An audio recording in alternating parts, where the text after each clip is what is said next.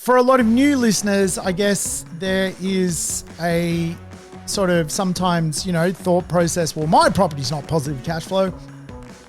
Well, the answer to that riddle, of course, is you need to go through the journey, and the journey takes time. It takes a decade plus to see your real estate end up paying you income.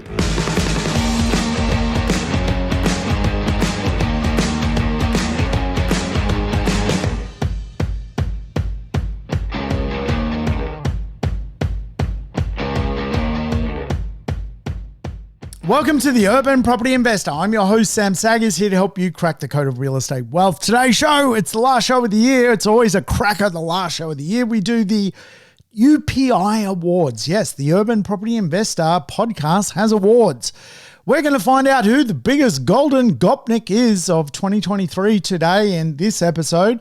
If that sounds riveting, well, you've come to the right property podcast. But hey, welcome back, regulars. I hope you've had a brilliant year. I hope 2023 was special. I hope you achieved something you wanted to achieve and had an experience that made 2023 a year to remember. And of course, many new listeners have jumped on to the show. So thank you for being a new listener. If you have enjoyed the program this year, make sure you leave a review. Cheeky review would be a great Christmas gift for me. But I tell you what, if it's your first time tuning in, well, hey, welcome to the last show of the year. And of course, if you want some lessons on real estate, you're more than welcome to go back in time, because there's plenty of lessons that I've done throughout the podcast on real estate investment. And I hope some of the tips and strategies of 2023 have paid dividends for you as a property investor, my regular listeners. I love making people money. And of course, if I can do that through property, that's my mission in this world. But I tell you what, I'm propertied out. And yes, I'm not even here. Even though you're listening to this podcast, the magic of podcasting allows me to do this before the date. And I am no longer here. Yes, I am gallivanting around Asia. I may be in Malaysia right now doing stuff. God knows what. I'll be in a little fishing village drinking sneaky beer and eating strange food. Just hiding from the world, so to speak. I think we all need a bit of a break. And I'm certainly one of those people that lives and breathes real estate. When I'm not awake thinking about real estate, I am literally asleep thinking about real estate. I love it. It's changed my life. It's allowed me to live the life I want. It allows me to live a life with purpose. Real estate has done so much for my world. I literally could not have what I have without real estate. And I'm blessed to be part of this awesome industry. But I tell you what, this is the last show of the year. It's the closest show to New Year's. So I like to remind people to not be a prude on New Year's Eve. Don't be the prude that stays inside. Go out. Go see some firecrackers. Have a snog at 12 o'clock. If you do not have a partner, find one. Snog them. They may snog you. Do what it takes to have a memorable end to 2023, and let's light up 2024, I say. I think it's going to be an awesome year. I think we're going to see some great things inside of Australian real estate. And of course, if we think about 2023, it really was the year that a lot of people became positive cash flow from their investments. I mean, the rental growth was insane. And again, for people who perhaps went on the journey of property investment and started 10, 15, 20 years ago, really 2023 has marked the year whereby a lot of people's properties have ended up positive cash flow. And for a lot of new listeners, I guess there is a sort of sometimes, thought process, well, my property's not positive cash flow. Well, the answer to that riddle, of course, is you need to go through the journey, and the journey takes time. It takes a decade plus to see your real estate end up paying you income. And of course, you're going to get capital growth along the way. So 2023, what a year. What a huge year. And I have to say, I kind of like inflation because of what it does to rents. Because I know that when the cash rate comes down, I don't think I'll be putting my rents back down. I think the aftermath of inflation, the aftermath of interest rate rises will be here to stay, and primarily will be passed on to the tenant marketplace. And of course, 2023 was the year that the real estate market suffered some losses, but then made some gains. I mean, we had a circa 7% downturn in property values and then a 7% upswing in property values.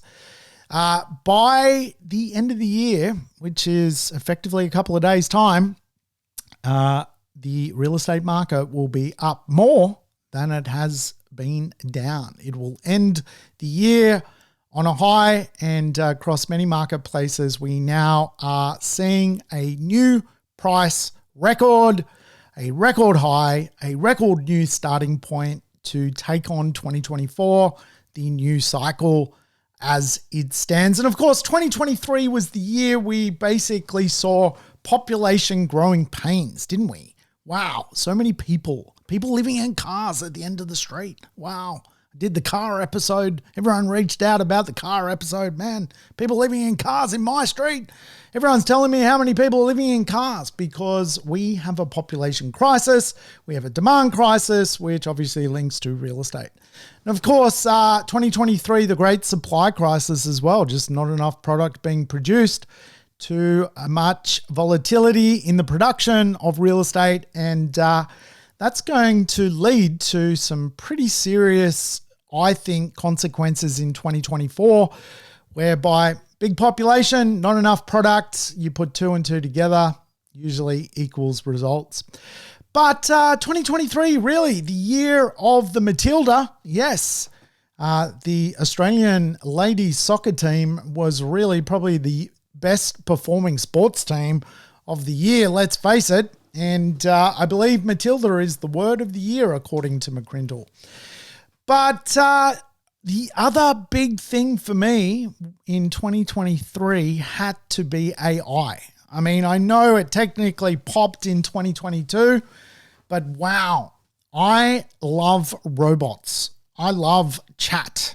I love it. I talk to it all the time. And I think it's a great tool for the world. I think we can all be more productive having a robot assistant. And certainly 2023 was the year of a new revolution. You know, we've had the industrial revolution, and now let's face it, it's the AI revolution, and it's just the starting point of what will be an exciting future, which is amazing to me. But regular listeners would know at the end of every podcast year, before I go on break to be a little fat sausage and run around the world, we do some awards. And we like to do some awards just to obviously award some of the strange things that do happen in economics and property. And of course, I like to start the awards with the Great Bubba Vanga Award. Now, if you're not familiar with Bubba Vanga, of course, is a clairvoyant from Bulgaria. And she lived many moons ago. But as a clairvoyant from Bulgaria, as you do, you make predictions year on year as to where the world is headed. Yes, you've probably heard of Nostradamus, but have you heard of Bubba Vanga? Well, I'm a big fan of Bubba Vanga. I think she does a great job, and she certainly got some predictions right in 2023. Her 2024 predictions, she's got some doom and gloom for us, which of course is pretty usual of these type of predictions. Terrorism, natural disasters. She does have a strong dragon becoming the world superpower. And I guess that could be China or India, the strong dragon. She does have a US president actually suffering an illness and dying. Wow, could that be Sleepy Joe? My better half always says when she sees Sleepy Joe, he's half dead already. I don't know. I don't know the answer to these things. She does have the Russian president being assassinated, which sounds charming, doesn't it? But hey, maybe that's the thing. There was that thing this year with the Wagner Group and all that. Maybe Bubba's a year out. I don't know. The best thing Bubba has is a cure for Alzheimer's. So, hey, maybe that comes out in 2024. But as we know, Bubba is the clairvoyant of the ages, and so we do need to have the Bubba Wenger Award. The award really is given for, I guess, a thing that did happen off the back of Bubba Wenger. And of course, we did have COVID, which Bubba predicted. She predicted the worldwide pandemic. And I'm going to give the Bubba Wenger Award to the federal government for not actually having a royal commission into COVID. Yes, COVID was not serious enough to actually dig into all the faults that occurred during the COVID situation. The lockdowns, the state governments acting like, crazy people, the health minister becoming the leader of the country who was effectively not voted to be a leader.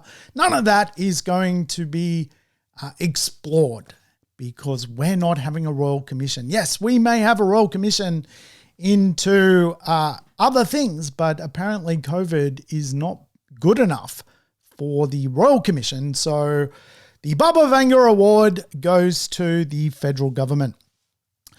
And of course, we have other awards here at the UPI last show of the year, and I love the Golden Gopnik Award. For me, it is the greatest thief of 2023. And, drum roll, who was the greatest thief of 2023? If you're not familiar with Gopniks, they run around stealing things. They steal handbags. They wear Adidas tracksuits, smoke cigarettes, have rat's tails, and steal stuff. So we need an award for a thief. And I think the Golden Gopnik of 2023 in Australia has to go to Alan Joyce. He literally robbed Qantas and left. And let's face it, that has ticked off a lot of people. A lot of people. One of our favorite brands has been robbed by Alan himself. And of course, it wouldn't be 2023 without the Karen Award. And I have to say, Karen, of course, was that famous lady who complained about walking around the block in Brighton, Melbourne, a very affluent suburb. And of course, ever since then, if your name is Karen, you're cursed. But let's face it, was Karen really that bad? Who actually is the winner of the 2023 Karen Award? I'm going to give it to Dan Andrews. Dan has left the building and, like a little whinging baby, actually cancelled the Commonwealth Games. Now, hey, look, this has never happened before. To agree to do a Commonwealth Games in your home state, to win a Commonwealth Games, and then to, at the last moment, pull the eject button. So for that whingy, whiny, little sneaky move, Dan Andrews, you are the 2023 winner of the Karen Award. Now, just a few more awards before we crack on into the real bones of the show. So if you feel like switching off at this point, please don't, because there's some good information to come. But the next award goes to the Four Horseman Award. Yes, as you know, in economics, there are four horsemen that can meddle with your life. The first horseman is politicians. Second horseman is the regulator. Third horseman is the Reserve Bank. The fourth horseman is the banks themselves. So when we think about who has been nice to us as property investors, really, other than the winner of the Horseman Award, the others have not been too bad. The regulator, the major banks, and the government has not been that bad to us. I'm going to give the award, drum roll, the winner of the 2023 Horseman Award is Philip Lowe. Yes, even though he is no longer the governor of the Reserve Bank, the fella left a mark on Australia by simply just raising rates constantly. And I don't know if you can say it was handled that well. I think there perhaps was better ways to shock the economy into the slowdown that is needed to control inflation. I don't think it needed to be dragged out. I think we could certainly have got to a point where we could have got to a lot quicker and a lot cheaper for people's back pockets. So there you go. And of course, it wouldn't be the UPI awards if we did not have the Lake Weirdo Award. Yes, the weirdest place you can buy real estate in Australia. And I'm going to give it to Queenstown. Yes, not Queenstown, New Zealand, the beautiful alpine village. No, we're going to give it to Queenstown, Tasmania, a moonscape desert. Yes, you win the strangest place to buy real estate in Australia today. So there we have it, the award ceremony for 2023. I hope you agree upon the winners. I know it was hotly debated here with the Urban Property Investor crew. But let's get into some more serious stuff. 2024, the property map. What is going to unfold? Well, certainly I think the conversation is around a flight to affordability. Where is the affordable properties? Where are the affordable products? And I think a lot of people are going to be gunning for them. Sometimes in real estate markets, you have a top-down effect whereby the most expensive real estate goes first and then the least expensive real estate goes last. I think the market's inverted. I think some of the more affordable real estate will start to grow first and some of the most expensive real estate will basically stay stagnant. I think there's a big gap between the top of the market and the bottom of the market. And I think the bottom of the market is going to play a bit of catch up. So that's good news for property investors because typically property investors tend to own investments that are affordable. They're linked to affordability. Now, without question, when it comes to the economy, we are going into a period within the economy of really just stagnation, I guess would be the word. It's going to be a very stagnant economy. You're going to see GDP growth at circa 1 to 2%. It's not going to be, as crazy as the last 3 years. And probably that's a good thing. I mean, if we go back to the end of sort of 2019, start of 2020, all the way up until, this point of this conversation, it's been a roller coaster, man. Like the market's gone bonkers, rates, interest rates, inflation, like we've literally had the kitchen sink thrown at us. And now it's fair to say we are going into just a more normalized economy, a growth rate which is, very, very, very limited. But by OEC economic outlook forecasts, certainly not a recessive economy. The inflation rate has peaked. It's coming down. It spiked, but it is coming down. And, the last CPI inflation data has shown a downward trend on, obviously, things rising in costs. And I think 2023 was the year that Australia, at a broad level, finally understood inflation and the point of wealth creation. Because if you do not have assets that keep up and even beat inflation, then you fall behind within the rat race. Now, you can go back to my earliest ever release of a podcast. I said this day was coming. The Australian middle class is gone. We are split into have and have-nots. And, effectively your role as a human is to make sure in a capitalist society you are keeping up. If you think capital is important, if you think living a good life is important, you have to keep up and beat inflation. Now, the other thing that I think is fair to say is we have seen the best of rate increases. Most major banks believe we're at the top of the cycle now. One of the majors thinks maybe 0.25% more, but effectively we will not see the money cycle get much higher than where we are today. And as such, the next time the Reserve Bank meet is in 2024 in February. Many predictions, such as Westpac's cash rate prediction, have the cash rate dropping in September 2024, coming back down by 0.25%. And most interesting though, by June 2025, Westpac has the cash rate at 3.35%. NAB has the cash rate in June 25 at 3.85%. So 3.85% is the 30-year cash rate average. And so typically you're borrowing money at sort of 5.5% if the cash rate's 3.85%. So good times ahead when it comes to obviously paying mortgage costs.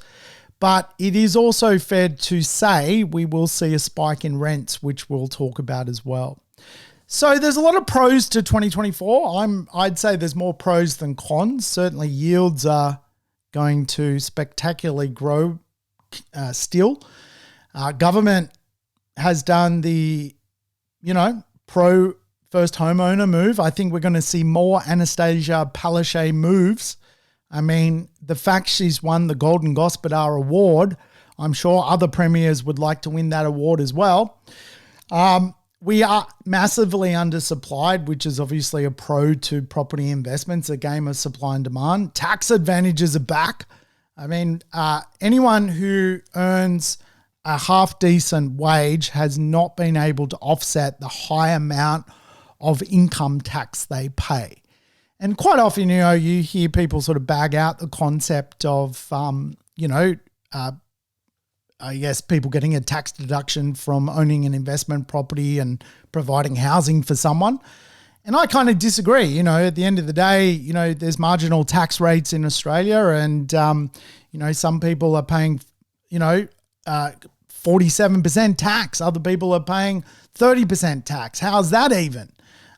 Just because you earn more, why should you pay more tax? Well, that's how it works. That's how it works in this society. How do you offset that? Well, if you provide a property to an Australian to live in, you get an offset, which reduces your tax. So effectively, what the government says is, if you can afford it, help someone else out by buying them a house to rent, and we'll lower your tax threshold effectively, and you'll be off to the races. And of course, it's fair to say when the cash rate was virtually zero, everyone was positive cash flow. So there was no tax deductions. You were just paying more and more tax. Now tax deductions are back. Massive pro for 2024, massive pro. And of course, the long-term migration plus short-term migration is a massive pro for Australia. No deleverage. We're actually getting a brain gain of smart people coming into the economy, multiplying effectively their skill into the economy and providing growth, which is fantastic. And of course, Australia is blessed to have the wealth effect around the corner, aging population with huge amount of wealth, passing that on. And we still have things like the Olympic Games to look forward to, which again, I think is going to provide a lot of reasons as to why the Australian real estate market is going to do very, very well. And of course, leverage is not a problem. You can borrow money. You can't borrow money. Real estate markets tend to struggle in a deleverage where it's very difficult to get a leveraged product to buy real estate. Today, you can get a 90% loan, 95% loan. Some first home owners are in it at close to 100%. So no leverage issues inside of real estate. And of course, when we analyze the debt level of Australian real estate, 10 billion in real estate, 20% of that is debt, which is a healthy LVR. So the Australian dream is out there. It just takes a little bit of know-how to go and find it. Certainly 2024 is going to throw out some cons though. The interest rates at the start of the year are going to be a lot higher than what people would like. Entry costs to Australian real estate, for the right property in the right street, in the right neighborhood, the right design, the right look and feel. The median, the average is up there. Today, the average Australian real estate is over 900,000. The midpoint, the median is a little bit lower. But again, if you want to keep up with society, my advice, stop thinking about it. Just get investing. Obviously, inflation's still a trigger point for people, and it's not down to where the Reserve Bank needs us. And of course, there are economic risks that, could unfold in 2024. We could have a spike in oil prices. We could have a weak Australian currency. And Australians, of course, could effectively start to go into a shell, and spending could effectively dry up, and people could stop consuming, which is kind of unfolding now and is the purpose of the higher interest rates. The beautiful thing about higher interest rates is it is now a lever for the Reserve Bank to push the economy to a point where it slows it down, and then pull the lever of reducing rates to find the balance point of where it wants the economy to settle down. Now, you will hear language such as soft landing, and that is really the goal of the Reserve Bank, is to almost push the economy to the brink of where it slows down and create a soft landing. Now, if I was to break the economic cycle into sections using inflation and GDP per annum growth, it's really 6 sections. You've got an inflationary environment, you've got a stagflation environment, which is just basically inflation coupled with very high unemployment. You've got recession, which is again high unemployment but no GDP growth. And then you've got controlled stabilization or a balance sheet recession, which is effectively a economic recession, but it's so mild, it lasts for 6 months that it doesn't create a lasting problem. And then you've got the soft landing, and then you've got re-inflation. In other words, the government starts to go bonkers, spraying money left, right, center, and all of a sudden we have the same inflationary issues that we've just come out of. And so 2024 is really the point where we go from that inflation spike to the soft landing. And if we miss the mark a little bit, the controlled stabilization effect or a balance sheet recession to economic basically quarters in a row, which constitutes a recession, you will find that the Reserve Bank pulls the lever and drops rates a little bit, harder and faster, which guides us back to the soft landing. So, some people say, hey, it wouldn't be such a bad thing to have a little bit of a bloody nose when it comes to a controlled, stabilized recession. And really what it's designed to do is get demand out of the system. When there's too much demand in the system, too much money is chasing too fewer goods, and that creates obviously the inflation. And too much inflation's not great for everyone inside a society. Really does create future problems. So, hey, I think we'll end up at a soft landing. If we go to controlled stabilization, that's fine by me.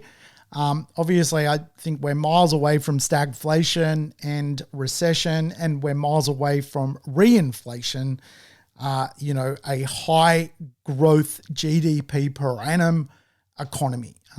So we're nowhere near a high growth economy. We are a low growth economy supported through population growth effectively. And that low growth is going to be 1.35 to 1.75% per annum growth at a country level. So the country is going to grow by sort of 1.5%, let's call it. So you've got to grow by 1.5% to keep up with what that is. Now, when there are flat times of economics, I find it the most difficult time to coach people, because human beings really love a bit of drama. They love like stuff happening and, wild swings in ups and downs. What's probably harder is just boring and stabilized and stagnant, because real estate doesn't soar in value. It just chugs along. And of course, most brains have a cognitive bias to negativity. And it's quite often referred to as the disposition effect. And I think in 2024, there will be the disposition effect. Quite often, sometimes it's referred to the fear of loss is much, it triggers people more than the opportunity of gain.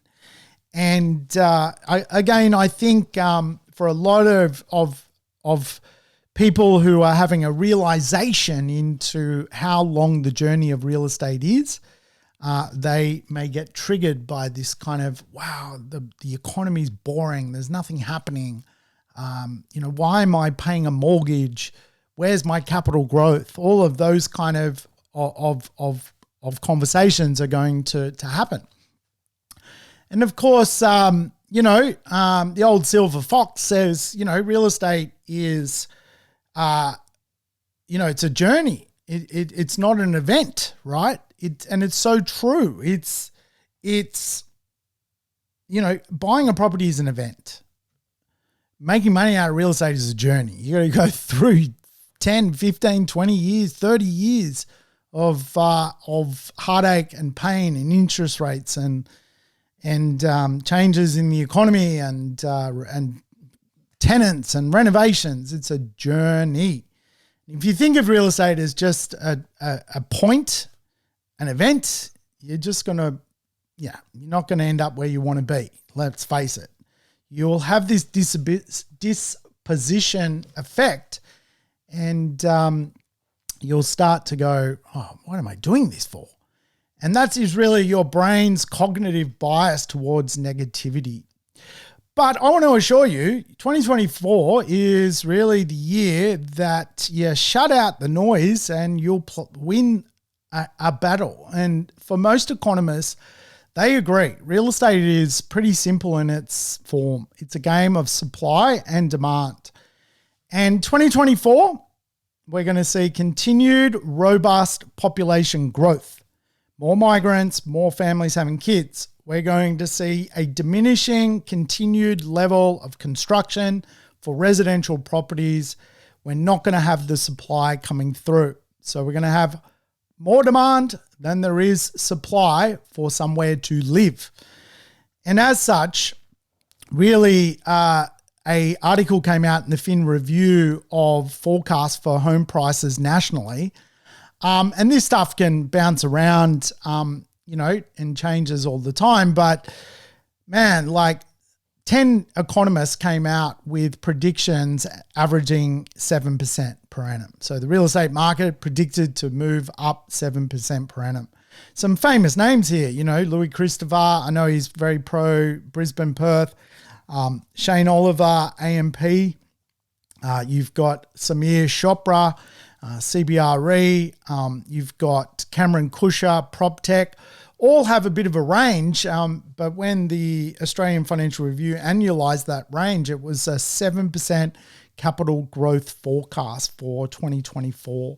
And of course, some other big corporations have come out with their property house price forecast, which are, quite interesting. I mean, one of the big four accounting businesses, KPMG, has come out with some big numbers for a price adjustment by December 24.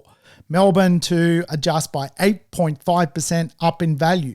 Sydney to adjust by 6.6% up in value. Perth 8% up in value. Brisbane 2.6% up in value. Canberra 7%. These are the adjusted forecasters for house price growth from KPMG. And of course, Louis Christopher, for example, SQM Research, very pro Brisbane, has a large forecast for that market, and Perth. So there's some big numbers coming into the system, and of course the banks, where can we rely on a bank forecast? I don't know about that. They haven't been very good in the past, so will they actually get the NAB dwelling price forecast for the future right? I don't know. But NAB's thrown out 5% capital growth across the major capitals. CBA predicting the same, around 5%, which is pretty good. 4% for Sydney. ANZ, their senior economist, Adelaide Timbrell. Wow, what a name, Adelaide Timbrell. It's a pretty cool name. Hey, I'm Adelaide Timbrell. Yes, well, Adelaide Timbrell has predicted anywhere from 3 to 4% growth, and Westpac has come out with a Westpac dwelling price forecast of capital cities combined 5% capital growth, which is pretty good, right? So some good numbers for 2024 from the economists, and really what they're doing is looking at supply figures, demand figures, population movements, and going, well, there's really a weighted average to the demand side with a higher population base. So, typically because there is no deleveraging, people will get back into the real estate marketplace. Now, again, these are predictions. Things change, but ultimately there's some pretty, overwhelming evidence that 2024 is going to be not a bad year. But again, I think the disposition effect might meddle with a few people's mind, particularly as investors, because investors are a discretionary thing. You don't need to invest. You can not invest and just chill, right? But again, we've seen that, those people that are getting ahead in the world are the invested. So what's the rent forecast for 2024? Well, Christopher's Housing Boom Bust report always releases the information of a rent dwelling forecast prediction.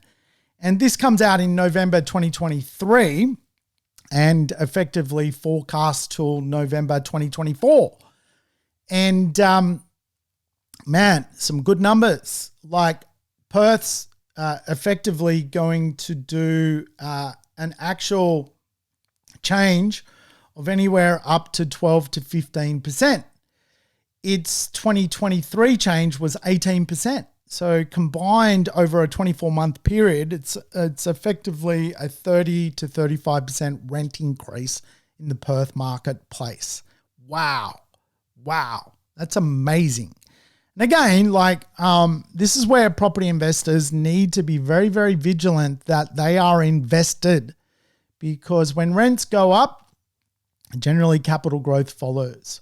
Brisbane has done 12% in 2023 and will do anywhere from 7 to 10% in 2024.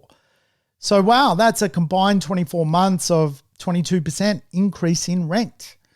Melbourne is done 16.7% in 2023 and will add up to another 9% in 2024. That's incredible. That's a 25% rent increase over a 24-month period.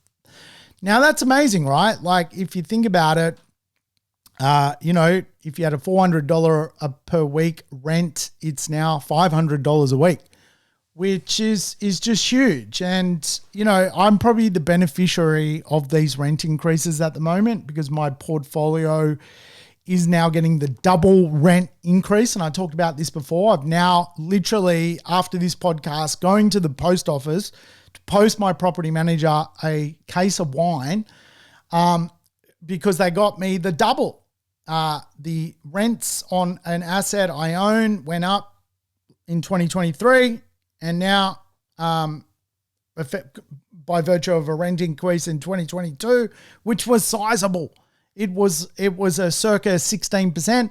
Now I'm getting another 12% rent increase again, and I think that deserves wine because property managers, let's face it, cop a lot of they don't have the best of times all the time. Let's face it.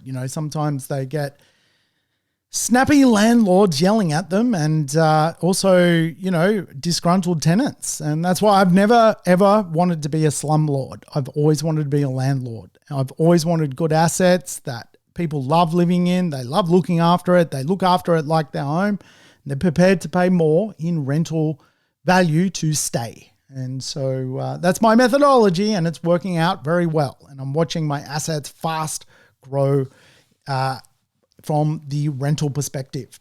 Now, again, Sydney's did 16% 2023, going to do another 7 to 10% 2024. Amazing. And again, probably according to SQM research, the two marketplaces which are going to have subdued rental increases, be very flat, will be Canberra, Hobart, and Darwin. Canberra and Hobart in particular, though, probably the data, what it doesn't explain is just how, solid those rental increases have been, up until, the last 18 months. Like Canberra, for example, just the rents just got so high that, they're coming off a high base, let's face it. So they kind of grew first, and you've now had places like Adelaide, Sydney, Melbourne, Brisbane, Perth play follow-up. Adelaide's rents have gone from 12% increase in 2023 and could get another 4 to 7% in 2024.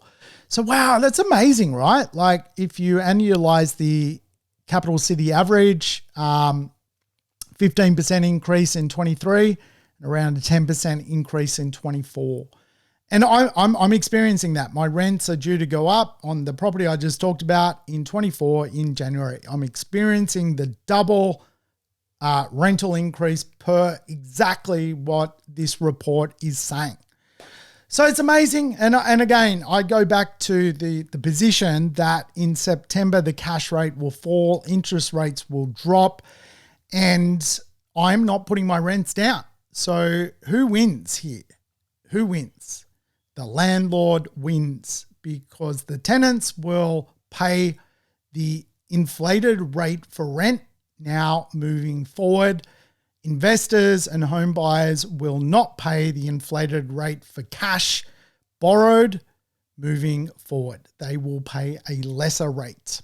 So key points for 2024, more rental growth, more population growth, interest rate relief, price growth, higher tax deductions, and a structured move for the flight to affordability. The bottom of the market is going to perform better than the top of the market.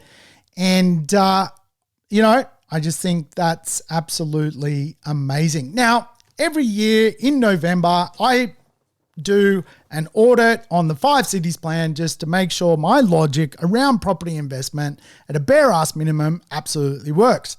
Now, if you're not familiar with my 5 cities plan, not my Forex growth plan, my 5 cities plan, it's really simple.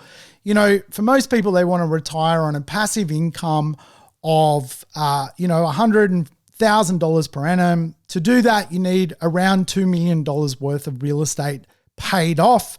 To obviously pay off $2 million worth of real estate that spits out $100,000 in passive income, you need to leverage and buy effectively more than $2 million worth of real estate and use the extra real estate that you've bought to pay down the debt on the real estate you keep. So for example, try and buy 4 properties, keep 2, use 2 to pay off the debt of the other 2, and effectively go into a debt-free state owning income-producing real estate that spits out the maths you're looking for. So I've always taught the 5 properties in 5 cities plan. How does the plan work? Well, typically in Australia, a capital city will have different rates of growth at different times. For example, Brisbane may grow faster than Melbourne. Melbourne may grow faster than Perth. Perth may grow slower than Adelaide.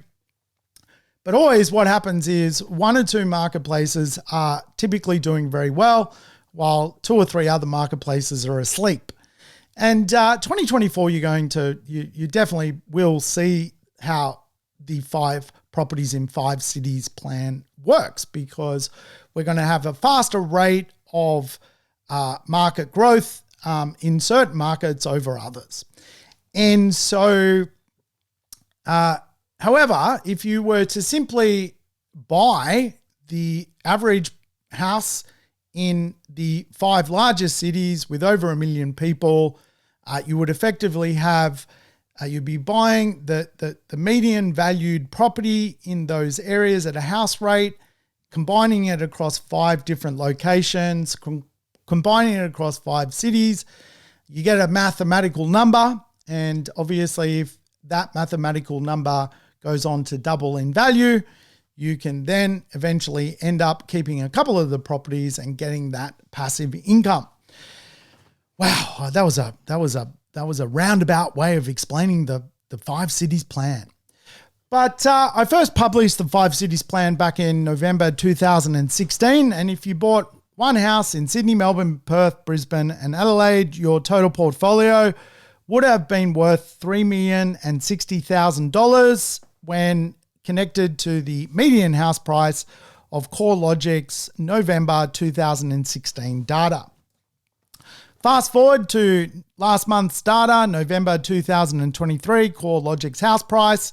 The total portfolio of a Sydney, Melbourne, Perth, Brisbane, and Adelaide home is now $4,001,000. That's $940,000 effective increase on the 2016 portfolio. So effectively, you're about $1 million up if you had just done the basic level of investing indexed against the median house price of the 5 major cities in Australia. You're $1 million up. You're now a millionaire if you did this plan. And I always teach my clients at a bare ass minimum, this is the plan you want. Now, the plan goes back to 2016. It is now 7 years in, and it's up $1 million. So that's the power of real estate. And I know people who, for the last 7 years, have not taken any action, and now they're effectively having to build the same portfolio and pay the extra price to get going. But again, down the track, it's going to do the same thing. Real estate will continue to rise. You just need to play the game. You need to be part of the game to win the game. All right, folks, that's it. I hope you have a wonderful New Year celebration. Get out there, have a dance, have a snog, see some fireworks, enjoy the evening. Now, I'm off. You won't hear from me for a while. So we've got some awesome episodes lined up, some episodes that are important if you're going to be an investor in 2024. So check them out while I'm snoozing in a fishing village in the middle of nowhere. All right, folks, catch you soon.